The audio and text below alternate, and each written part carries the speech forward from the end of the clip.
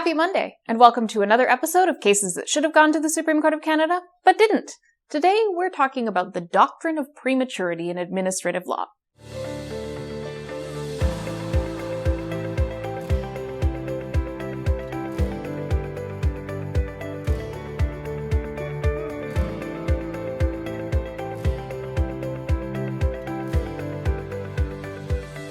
Cases that should have gone to the Supreme Court of Canada, but didn't. Now I know, it kind of sounds boring, but it's actually a concept that applies to making applications for judicial review on the basis of preliminary or interim decisions that are made by an administrative tribunal. Gerard Dugray is a judge in Quebec, and he was under investigation by the Canadian Judicial Council related to some of his conduct in his work as a judge.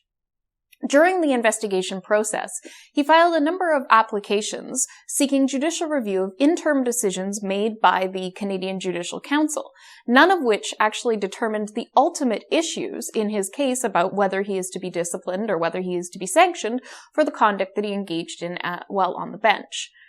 In the course of determining those applications, the court rejected them, applying the Doctrine of Prematurity, indicating that essentially the applications for judicial review were premature, that because the ultimate decision had not been made, and because he had internal remedies available to deal with the interim decisions as far as the conduct of his case as a whole, that it was too early to bring the judicial review applications.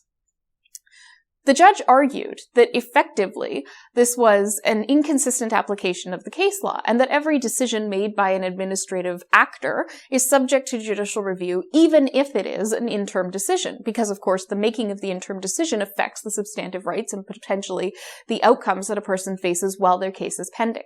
This case raises very important issues, because the case law on the premature application question is not consistent as between the provinces. This is in fact one of the reasons why the Supreme Court of Canada lists as reason to grant leave.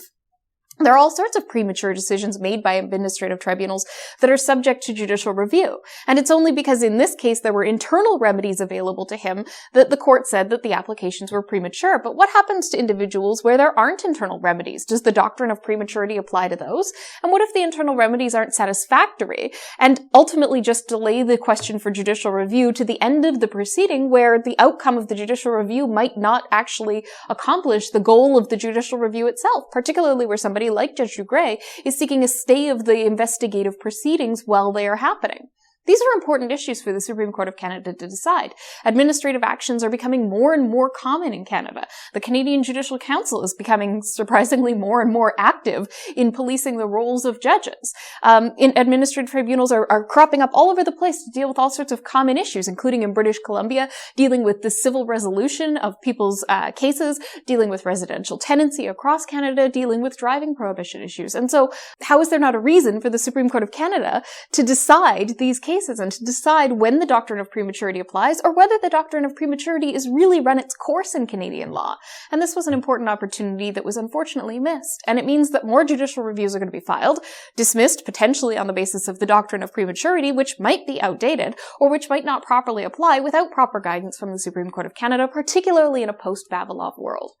It's unfortunate that they didn't take the opportunity to hear this case, and hopefully in the future there will be an opportunity for the Supreme Court of Canada to consider how the Doctrine of Prematurity continues to apply and whether it continues to apply in our Canadian legal system. Cases that should have gone to the Supreme Court of Canada, but didn't.